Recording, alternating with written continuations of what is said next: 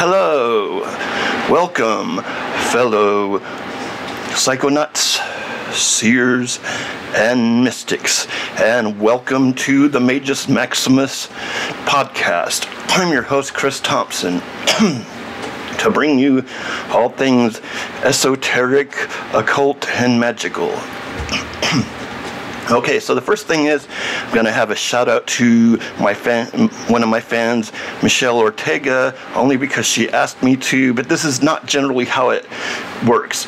If you want a shout out, you got to comment on some of my stuff and give me a reason to want to do a shout out for you. So that one's for free, but later on you got to go by the rules, okay? Okay, so I'm trying to break down what I really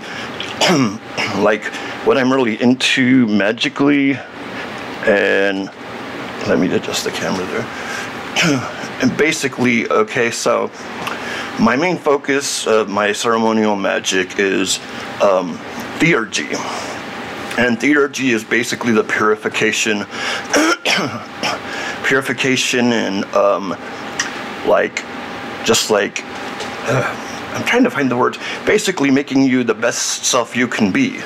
Well, some of it magic sounds all fun and everything, but when it boils down to the main focus of Theurgy, the main focus of high magic, ceremonial magic, is basically to get your shit together. And that doesn't seem very magical, but this is something that you have to do in order to basically, if you expect your magic to get to any level where it's actually affecting your reality in any way that is beneficial, you got to get your shit together. And this is basically main thing is trying to let go of some of this childhood trauma, and everybody has it, whether they think they do or not. Okay, so my major childhood trauma, and it's sad that it still bothers me to this point, and I'm almost 50, but I was bullied in elementary school, and this guy, him and his friends, terrorized me. Okay, so I was friends with his brother, though. His brother had no problems with me, and I had recently, in the past couple of years, gotten a hold of his brother, and we were friends on Facebook. And one thing I recently did, and I hope I didn't outstep my bounds, he didn't seem like I did, was that I basically told him to tell his brother that there were no hard feelings, that I forgave him, and that we were just kids, and kids do bad shit. And and he said, yeah, it's cool, he'll let us give the word to him, and saying that they had actually talked about that a lot, and about how he felt sorry about that, felt bad about that. And kids do fucked up shit, and you can't hold on to it forever. It doesn't mean it didn't mess me up, and it messed me up in the fact that more than just getting bullied and just that, in general, it made it so other people were more likely to pick on me because my self-esteem was just steamrolled, just torn apart. And forgiving him was the best thing, one of the best things I ever did, because when you don't forgive him for them. I mean, I forgive him because he was just a kid anyways, but you really got to forgive them for yourself. And this is part of the thing. If you got to let go. A big part of magic is letting go. And I have some other things, I've had, since I got picked on, and then I had friends that would pick on me and beat me up sometimes, some great friends. And still, for me, let me see if I can adjust this focus. Okay. And all that shit. And I eventually, when I was 14, I think I got braces, but I had a really bad overbite, and that, you know, it made me look funny, and that helped me get picked on even more. And as you can see, that's all taken care of. And but this is basically it. You've got to let go. And sometimes part of letting go is forgiving people. It's like my biological father, I have to forgive him too. He just, I mean, we had lived in California, and he originally lived not too far from us.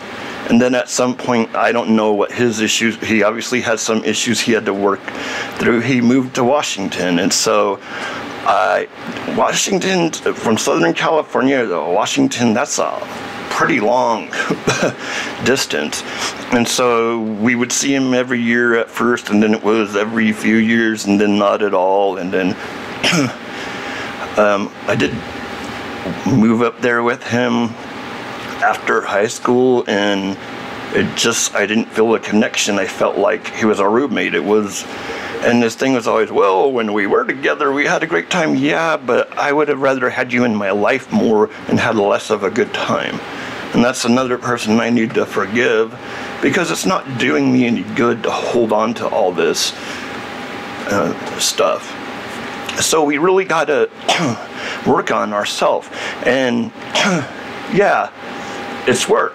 And that's the whole thing. It's not all, I mean, if you don't think this is your thing to be a ceremonial magician, maybe something like chaos magic or Wicca is more along your lines.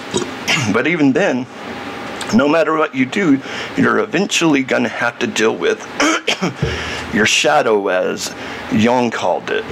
The parts of yourself that keep you from being the best you can be. And they start manifesting in ways like anger and not trusting people and stuff like that. And there's no way, there is no way you're really going to fulfill your full potential if you have all this crap you're still holding on to. And there is all kinds of things. Like, then there's some things that you're just not gonna get rid of, that you're never gonna, the hurt's never gonna go away. Like my nephew Mason, who died when he was like, 3 or 4 months old, and his twin sister is still alive, and she's gonna be 21, I believe. So this was a little boy that would have been 21. I mean, we always wonder what life would be like if he had survived, and that's some shit you're never really gonna,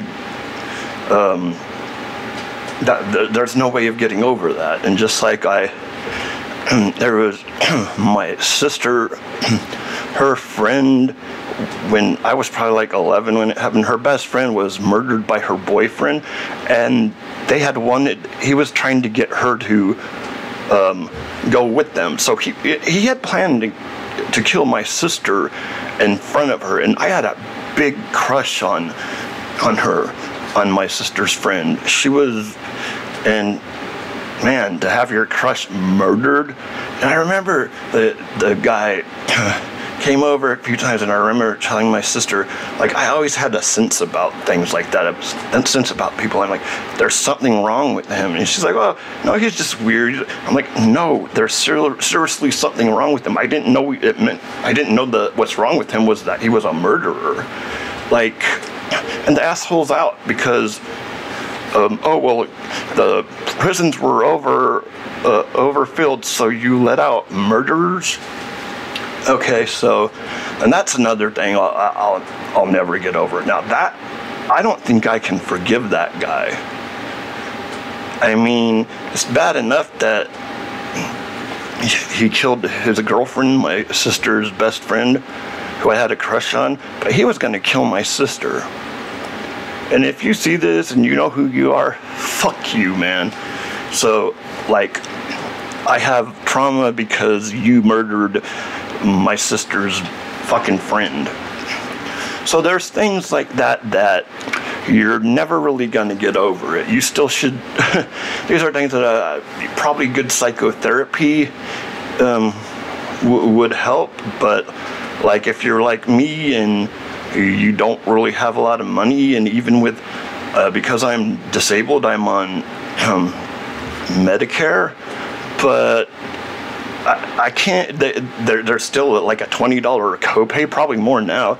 And I mean, when you're living paycheck to paycheck and you're living month to month, you can't afford to $20 at least a week.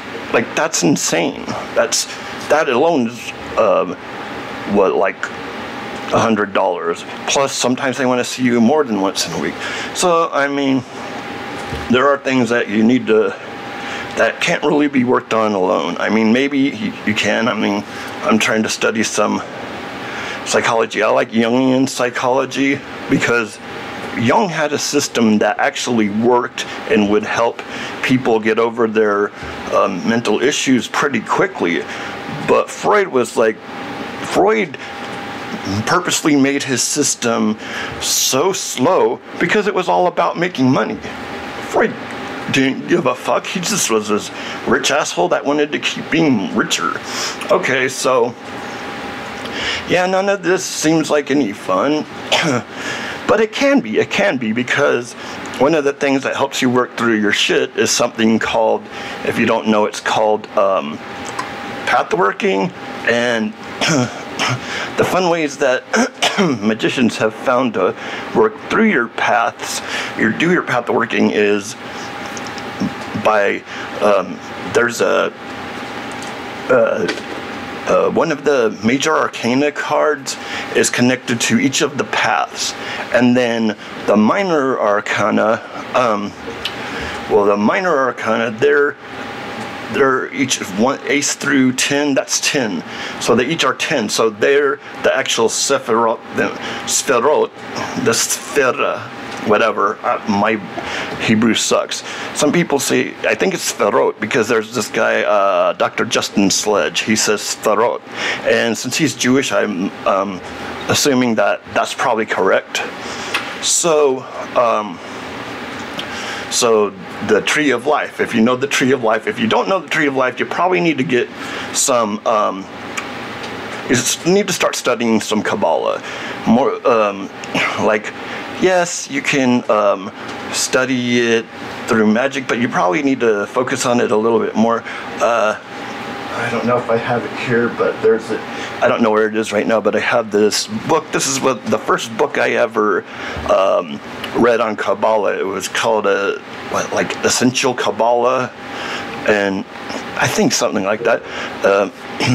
And it was pretty good as an introductory, because it can get pretty intense. And the problem was, when because this is back in the day where you had to get books from bookstores. There was no Amazon or any of that thing. And the problem is with, especially back then, I'm sure it still might be a problem, there was either beginning Kabbalah or advanced, so the books were either for beginners or for advanced, and there wasn't really that much intermediate stuff there.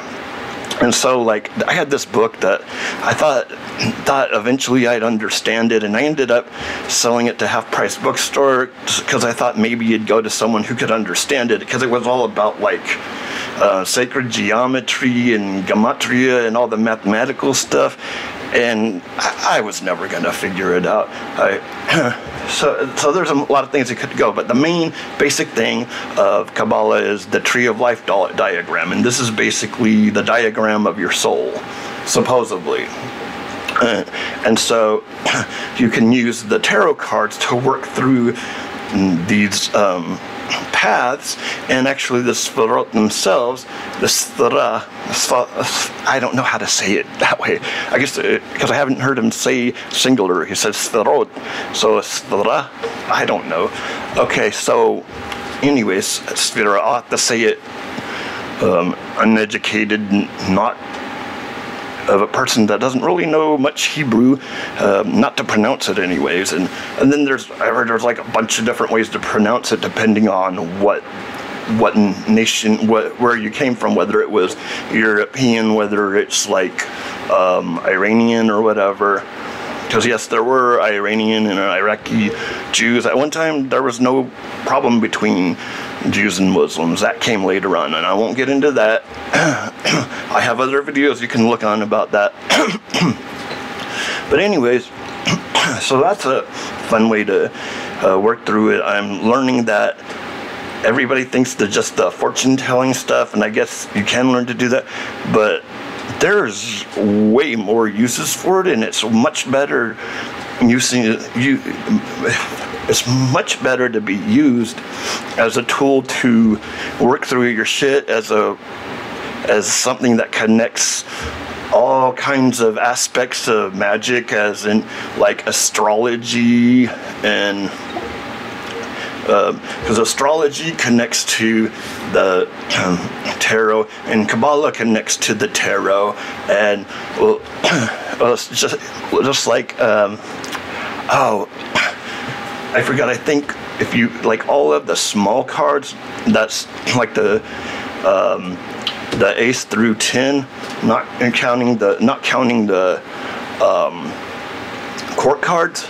I think it's what is it like? I think that they total 36, and if you don't know 36, I think so you got the 12 signs of the zodiac, okay, and then they're also divided. They're divided into 3. So and I think that totals up to 36 or something like that, okay? So I might have it a little bit wrong, but there you got the ones that, okay, so you got the cards, all of the small cards together, the pips as they call them.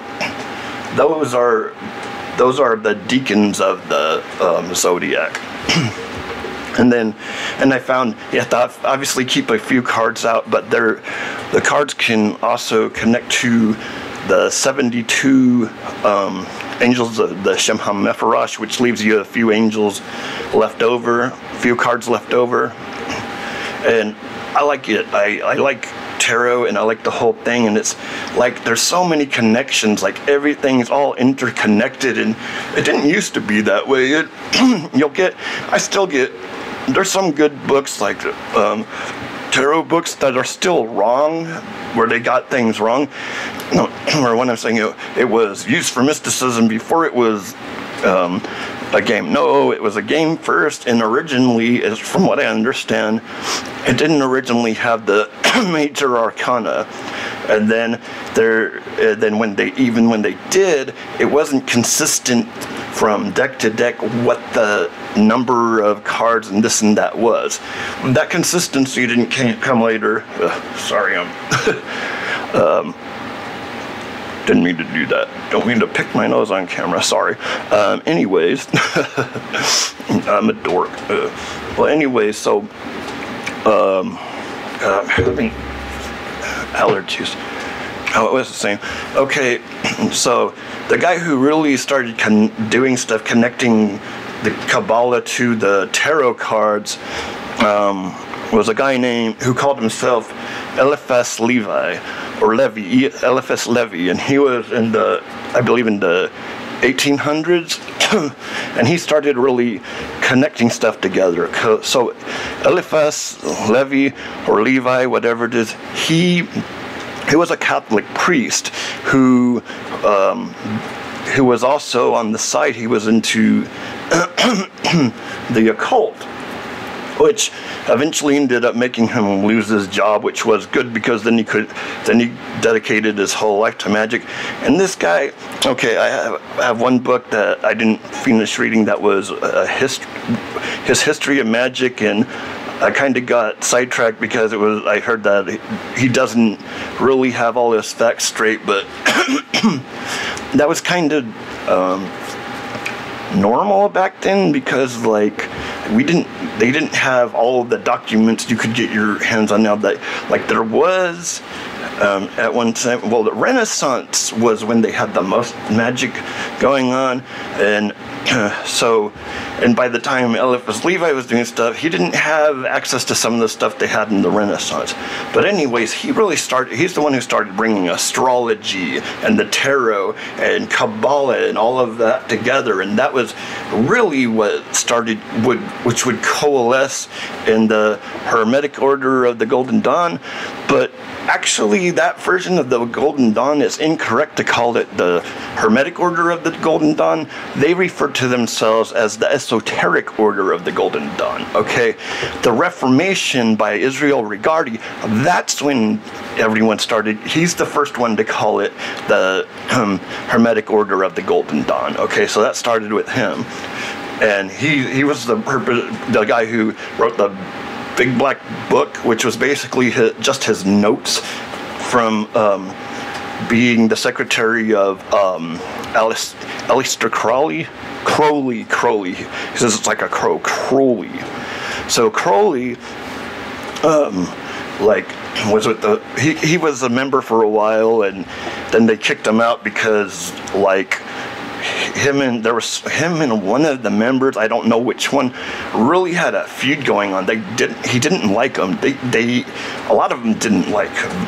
Guy did have an ego, but he was very, very smart, and he really knew his shit when it came to magic. And no, he wasn't some black magician who did human sacrifices. Actually, when he wrote about human sacrifice and shit like that, that's not what he was actually writing about. He was actually writing about sex magic, and this was weird. Okay, so back then in England, you could not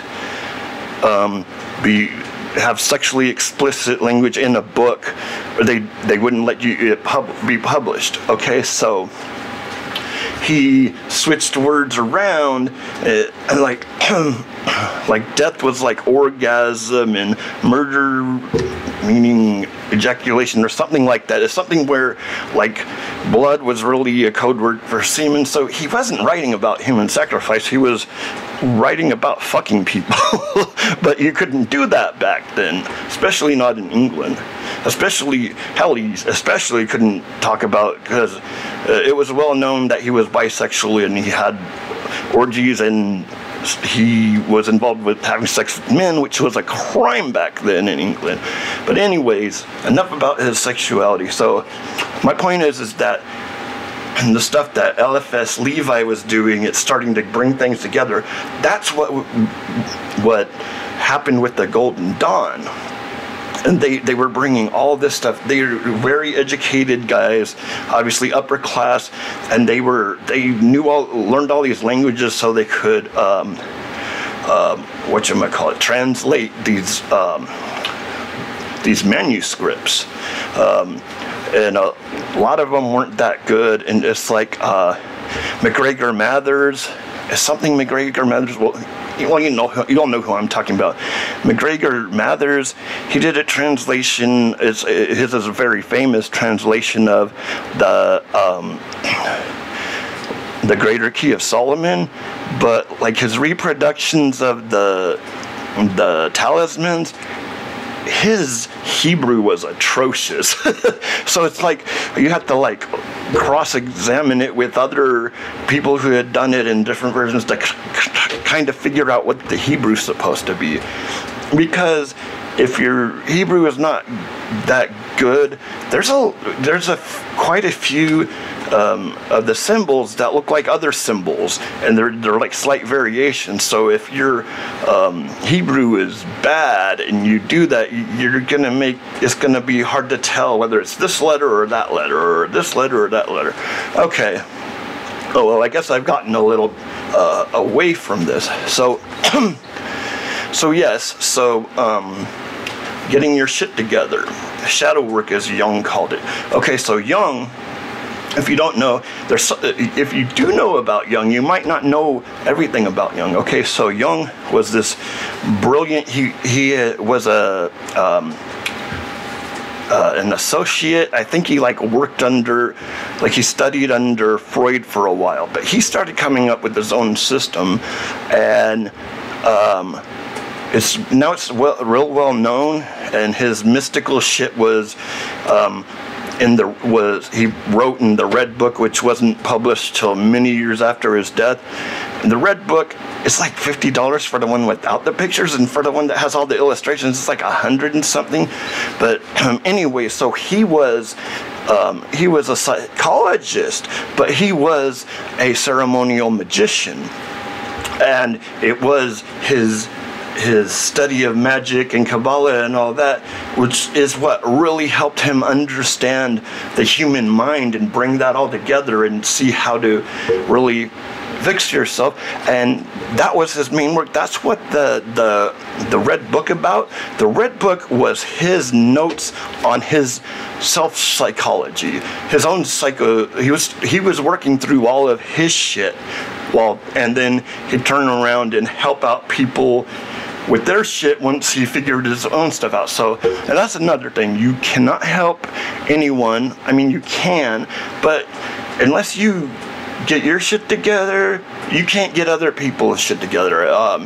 In the Bible, sorry, my shirt's all messed up. In the Bible, that's where Jesus said something about, before you remove the log from somebody else's eye, you must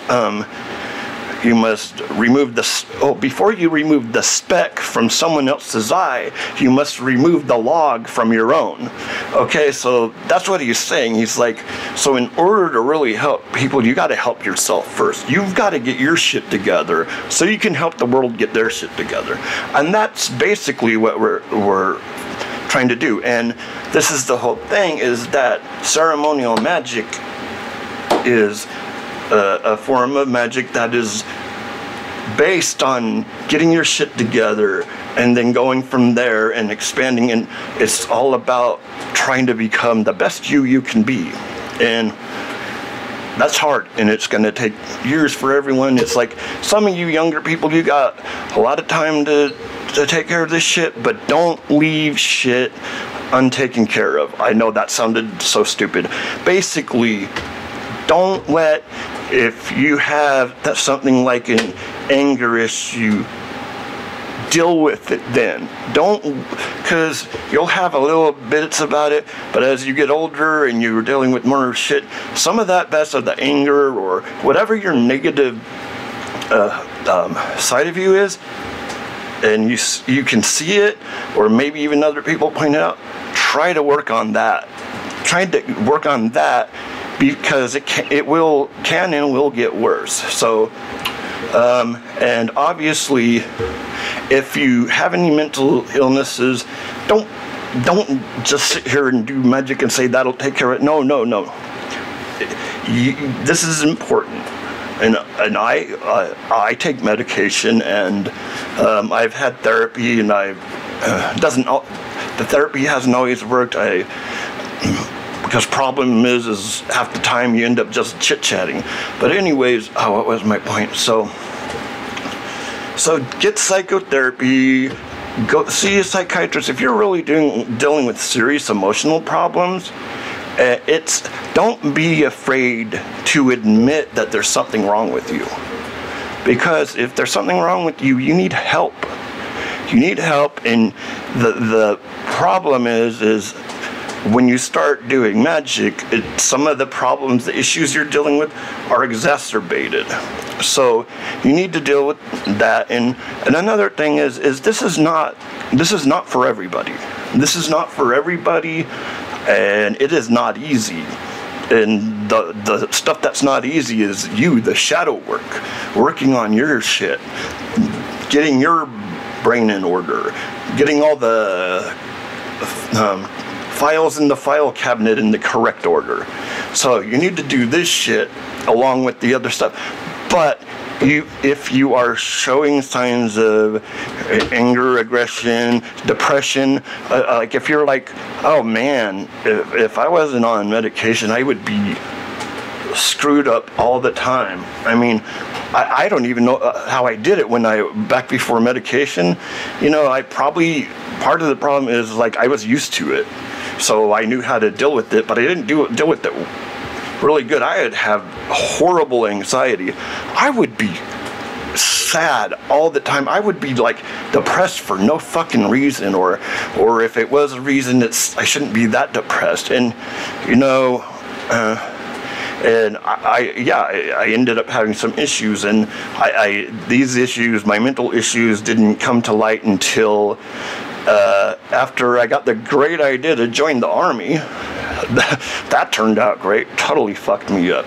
That doesn't mean it's gonna fuck everybody up, but I went for school money, and I went to school anyways. I've only got like a certificate, and I'm going for another certificate for another thing. So it's not the same as like a full degree, because school, it's hard for me, but not like the only thing that's hard for me is math, but the rest of it, the stuff that's hard for me is not the classwork, the tests and stuff. It's the stress. It's dealing with the stress involved, and like that can, and the anxiety of not wanting to take certain subjects, or like math or English, because English, even though I love English classes and stuff, but there's a lot of fucking work and papers, and no one wants to do that, and that's anxiety ridden, or basically it gives you a lot of anxiety, so that can be hard. So what was my point? Okay, so if you want to go to college, don't join the army just to get college money. It's not worth it. You can get screwed up. I mean, don't take my word for it for everything. Let's see if I can do this a little bit more. Trying to focus this. No, that's more blurry. Oh, there we go. That's pretty sharp. Okay.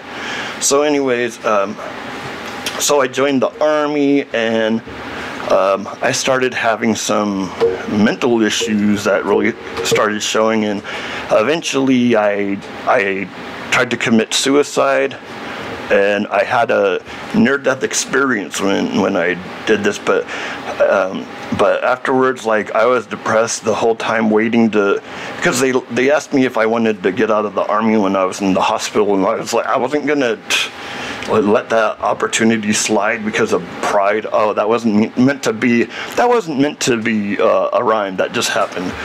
So I was stationed in Panama, and it was during peacetime, but it was Panama, and it had only been 5 years since they went after Noriega down in Panama, and they did some atrocities. And so even though it seemed like a long time to me because I was a kid and now I was an adult, it had only been like 5 or 6 years for them. So that doesn't mean that they had the right to fucking treat us bad just because we were military. That was fucked up. And then like just a lot of bad stuff happened, and I ended up attempting suicide, and everything just went crazy from there. And I went from, okay, here's another thing in perspective. So when I was like 3 months old, 3 or 4 months old, I came down with spinal meningitis, and we're talking about the viral version of meningitis. Now the bacterial version, they can give you antibiotics and it'll take care of it. With the virus, well, now they have antiviral things, but for viruses, especially back then, you could only treat the symptoms. So it like severely damaged my brain, and thank God the cognitive functions, even though the words going from my brain to my mouth don't always it isn't always fast enough, but the brain is there. I'm in here. I write, I paint. Well, I have painted and draw. I do paint and draw sometimes. I do crafts. I am a musician, but I haven't sang and played guitar in a while, and I need to get back to it. But now I'm like worried because I have to relearn some of my songs, and I know that's going to be a pain in the ass. What was my point? Okay, so it screwed up the part of my brain that's motor skills. So I had trouble. I had to go to adaptive PE, and I had to go through therapy, physical therapy, and stuff like that. And it's like, okay, so I got to the point where I overcame that, And that was part of the reason I joined the Army, because I wanted to prove to myself that I could do it, that I could do all the things that I wasn't able to do before. And that's part of what got me picked on, is I was shitty at sports. Oh, I'm still shitty at sports. I mean, I like karate. I mean, I can be pretty good at that now. I'm old, and I started karate when I was a kid, and this is a good thing that came from the guy bullying me. Because I was bullied, my parents put me in karate and taekwondo. And not only did that help me fight back to where it got to the point where people didn't want to fight me anymore, because even if they won, I'd still hit hard. I hit hard. And when I was in taekwondo, and I love this, okay, so at recess, I was always picked last for all sports because I was so bad at it. Well, then when I learned to fight and learned to spar doing karate, everybody wanted me on their team. I scored the most points out of all of them. And it was like, no, we want Chris. And that was a big change. That was something that, wow, I'm good at this. And I'm good at this, and all the people in my group and my team or whatever like me. Everybody wants me to be on their team, and that was starting to get me to get a little bit of self-esteem. And and then something happened, so I was going to karate, and it was at this place that my sister also went to for gymnastics, and it was about the same time. She started a little before, so I'd be hanging out for a while. But anyways, so then I got into taekwondo and was in it for 2 years, and then my sister gymnastics moved to somewhere else, so there was no, it would be kind of going out of the way to get me to the karate. And then I didn't do it for a while, and there was one time I wanted to do karate, but my parents were like, okay, for your birthday, we can either enroll you in karate, or we could get you a Super Nintendo. Yes, of course I picked the video games. You think I'm an idiot? Nah, just kidding. I kind of regret that. But then, when I was 24, 25, I got in American Kempo karate, and truthfully, there were a few reasons. There was a few things that were going on, but specifically, for one thing,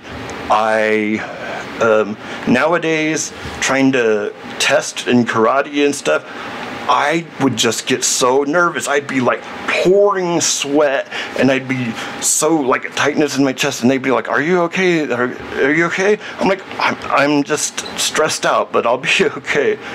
And I did, and I think I was in there for 6 months, and I think I got to the 4th or 5th belt. So yeah, I was, because you could go on 2 days a week, but you could go 5 days of the week 4 days of the week, because I think the 5th day, which would be obviously Friday, and that'd be when they do sparring class. But anyways, I got through that, and part of that was part of the problem. And then another thing was, American Kempo's fucking brutal, man. It was they were starting to get to the point where it was fucking twist their arm, break their elbow, break their knee. That's the kind of stuff you're learning, and it's I wanted to be able to, I wanted to get back into karate, because where I lived, it was rough, and I got jumped a few times as an adult, and I wanted to learn I wanted to learn to fight like Bruce Lee, where you could fight a bunch of guys at once, because that's what situation you'd get in. But I never got to that level, and it was just, but when the stuff I was learning, it was getting to the point where I didn't really want to learn how to do all that stuff. Can I disable him in a way that doesn't kick their knee in backwards? So I had an issue with that. And now I don't have any money to go learn, so I'm trying to learn through books, but not just books. If you and because people say you can't learn from a book. Yeah, you can if you know the basics to begin with, and you can learn from YouTube videos. But now I'm like 48 years old. Okay, so just about a year ago, a little over a year ago, I started doing some qigong exercises and stuff, because this is the thing, and you're going to be told nobody you can ask is ever not going to tell you this. Eventually, okay, first you start doing the magic stuff. Okay, the next thing you need to do for sure is start doing meditation. And I'm not a person to teach you how to get into it, because I've been meditating ever since like back when I was on the soccer team. The soccer team that the dude who ended up bullying me was also on. He blamed me for them being so bad. I mean, yeah, it's one person's fault that we were the second worst team in the league. so anyways, that was part of the reason I ended up getting bullied, because he ended up being in my class. And hey man, if you see this, dude, you know who you are. It's cool. It's bullshit. It was kid shit. Okay, so damn, this is like pretty long. Thank God it's like compressed, so it'll only take 1 day instead of 2 days. Oh, what was my point? Oh, the karate and all that stuff. Oh yeah, eventually you're going to. Oh yeah, okay. So that's how first time I learned how to meditate. Well, starting of learning how to meditate was from my soccer coach, and then we did it in later on in karate, and this is something I kept doing sporadically off and on, because you get into it for a while and then you start meeting friends and meeting girls and doing stuff where you don't want to spend that time doing this, because you'd rather be with your friends or with your girlfriend or whatever. But anyways, like, so that's something to get started on. I really can't tell you who would be good at telling you how to do it. I can't. I tried to teach my girlfriend, and I'm not that good at teaching people things. I mean, you might. I guess some of you out there who watch me may disagree, but anyways, so okay, I do get off the fucking subject all the time. So, oh yeah, you got to do that. Oh, and my point was, at some point, you're going to have to get some kind of exercise regimen. And eventually, this is something that I haven't done yet, and I don't know if I'll ever be able to do it, is eat right. But then you can't have anything good, and I like sweets. But hey man, at least the exercise, I do need to eat a little healthier, because if I'm exercising, I do need the nutrients and stuff. So, and I'm getting old, so that's part of it.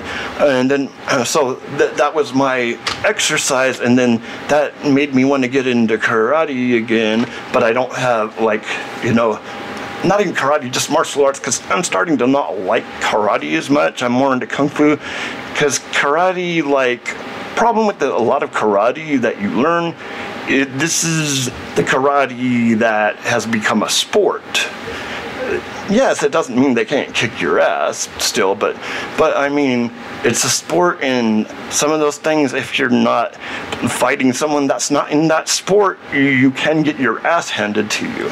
So I'm learning to do like like kung fu, more kung fu type stuff, but you know, I don't plan on fighting anybody. Hopefully I never have to, but I just like I'm trying to get into it, and it's hard. It's harder. It's not like when you're almost 50, when you're 48, when you got 48, 2 more years. So I got 2 more years before I'm 50. So problem is you start doing stuff, and you don't start getting the benefits as soon. You know, it takes a while, and if you get injured, you do not heal like you did when you were 20. I didn't even know. So this year I got a gym membership. My dad helped me get it. It was part of like my birthday present, like an early birthday present. And they have a punching bag. So I got myself some gloves. They're like MMA gloves.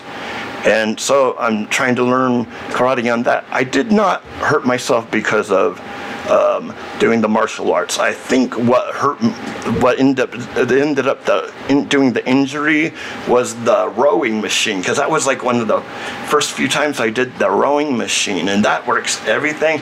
And I think I must have bent back too forward or back too much, to where somehow my knee, it wasn't even like a sprain, it was more like a strain, but fuck, I was like, I didn't exercise as much or walk as much and do stuff for like a couple of weeks, and that set me back on my exercising. So yeah, so and this is a good thing for you if you're older and you're trying to get back into stuff like karate, or maybe you used to play tennis or something like that. First get in shape, but you gotta take your time. You gotta be careful to try to not like get injuries, because like I say, you don't kick back from you don't get back from them as easy as you used to when you're older. And that's something I would like if I could work on this. First, I don't know, this is the main goal I originally had to set back on the back burner, because I'm realizing I had to really know that, try to learn the like Jeet Kune Do and the well, Jeet Kune Do was heavily based on Bruce's original martial art, which is, oh come on, what's it called? Oh come on, what is Bruce Lee? Wing Chun.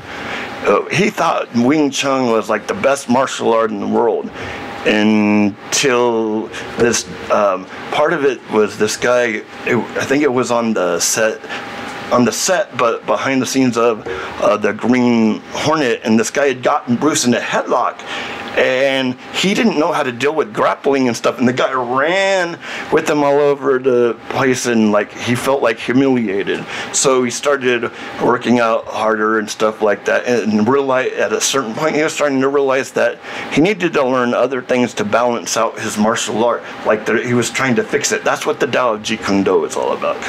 Okay, so basically I was just talking about you get your shit together, you need to exercise some, maybe work on your eating habits, but that's really hard to do. Man, I always had a sweet tooth since I was a kid. I love sugar. I've got to be careful with that too, or I'm going to end up being diabetic. Okay, now I'm just an old grandpa raving on and on about things that have nothing to do with magic, or do they? Alright, so this is how things are. You've got a lot of stuff to work through, a lot of stuff you got to do. Meditation is very important, and at first I was doing it like 10-15 minutes, but you really should have sessions. You can have short sessions like that, but you need to have do a session for at least like 20 to 30 minutes of meditation. It just can be, it doesn't always have to be the same thing. Like you can do breath work, which is part of, actually is, breath work is part of, oh, what was I going to say? Oh, I forgot. Breath work is considered a form of meditation. So we get in the West, because we think of, most people, what do they think of when they think of Buddhists? They probably think of Zen Buddhism. Zen Buddhism will come to your thing. And Zen Buddhism, their form of meditating is to try to block everything out. Oops, sorry, I keep hitting that. Block everything out. And like, but that's not, like, if you go to meditation, really doesn't have a translation into what they really considered, because in like Hinduism, like the yogis, man, what do you mean meditation? There's like 50 types. So that goes into, so there's different things. Like I'm learning stuff about, okay, you can try to block it out, or you can just let your thoughts just go, let them loose, or you can focus on one thing. So and then there's breath work, and there's all kinds of things. There's what do they call them? These things, mudras. Like I'm starting to learn a little bit of mudras. Like they use some mudras and stuff in the Golden Dawn stuff.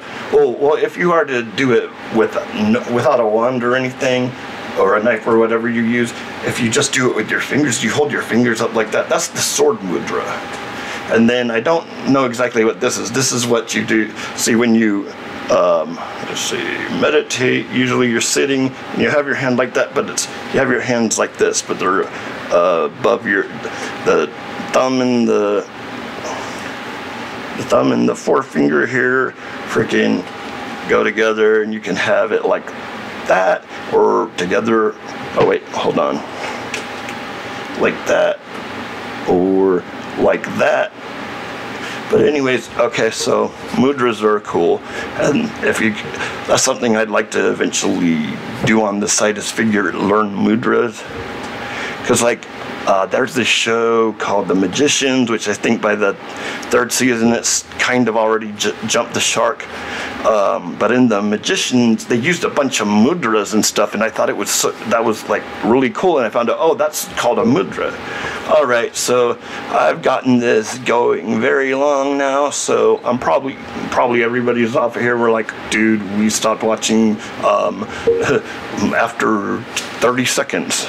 Well, anyways, okay, so hey guys, if I can help you with things like this, if it helps you, that's cool. If it doesn't, whatever. If you just like listening to me, like, just go on a riff here and go on a riff over there, and just like, I don't know, man, I just chill and I try to do what feels like more like fun, like I'm actually talking to people, even though it's a one-way conversation. I don't see you.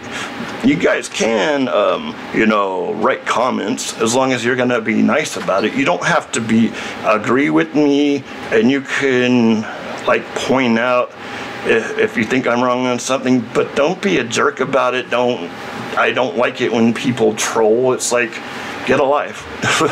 Like, yeah, that's what you do for your life, is you seem like perfect to everyone else when you're there in front of them, and then you go on the internet and you turn like all Hannibal Lecter on people and shit, like fucking crazy bastards.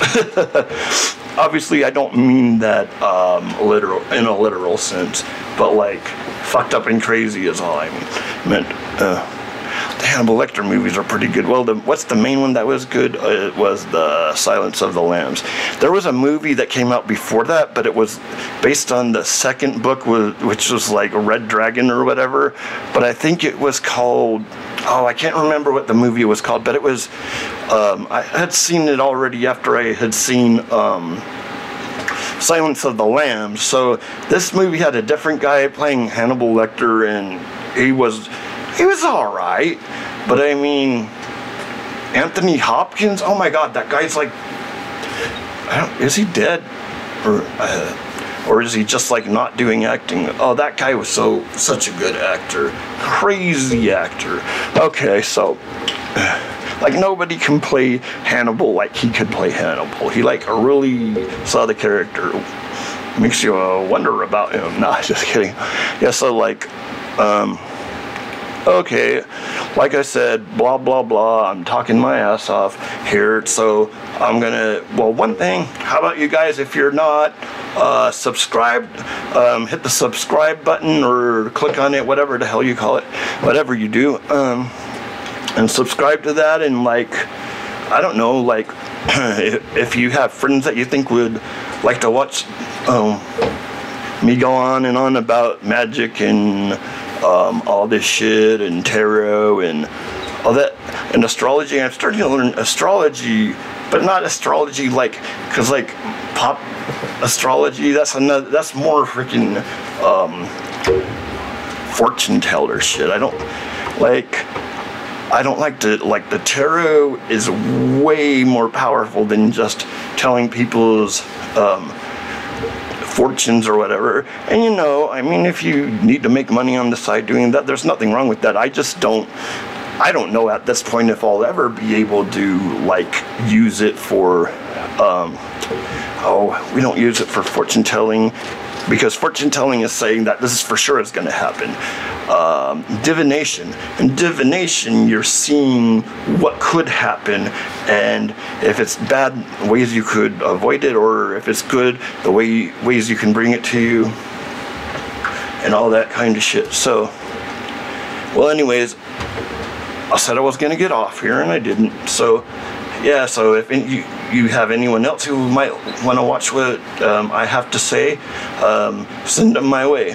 And hey, man, get active on those comments, man, because if you like my show, I mean, I got like 63, maybe more followers now. So if you're following me, then why doesn't it seem like anybody is watching my crap? I mean, I post all the time. Maybe that's it. Maybe I post too much, and people are like, oh, yeah, he said something yesterday or last week or whatever. All right, so this has been another edition of edition would be like, oh, I guess you can say edition. Yeah, this has been another edition of Magick Maximus with your host, Christopher Thompson. And, you know, I'm just a normal dude who's into stuff a little weird, but it's not bad. I mean, it can be if you make it bad, but like people get their ideas mixed up with spirituality. They get it from movies and crap, and that shit ain't real. I mean, like in the demon movies where demons possess people, that's not how it works. And if it did, I don't know, that's something else, man. That's different kind of spirituality. But no, I heard that's all exaggerated. I mean, I don't even know if I believe in demonic possession. I mean, that's a very Christian thing, and like, I don't know, well, it talks about it in the Bible, but like, it was just like, he talked to this dude, and this dude had like a lot of there were a bunch of them. He called himself what is your name? And he said, Legion, for we are many. So they do believe it in that. I don't know if there's any such thing in like Judaism, because like there's a lot of things. Sure, Christianity came from Judaism, but there's a few things that are quite different among how they interpret what the Jews called the Tanakh, I don't know how to pronounce it, which is, so the Torah is the first, the 5 books of Moses, but the Tanakh is the 5 books of Moses plus basically it's what we call the Old Testament. And they have different views on things than we do, because if you really read it the way it is and not the way the New Testament kind of tries to connect shit when they can't really connect shit. But okay, I said I was gonna get off here, I know. Yeah, I kind of lost my train of thought. So later on, guys, hang in there. So just be cool, be magical, or some shit like that.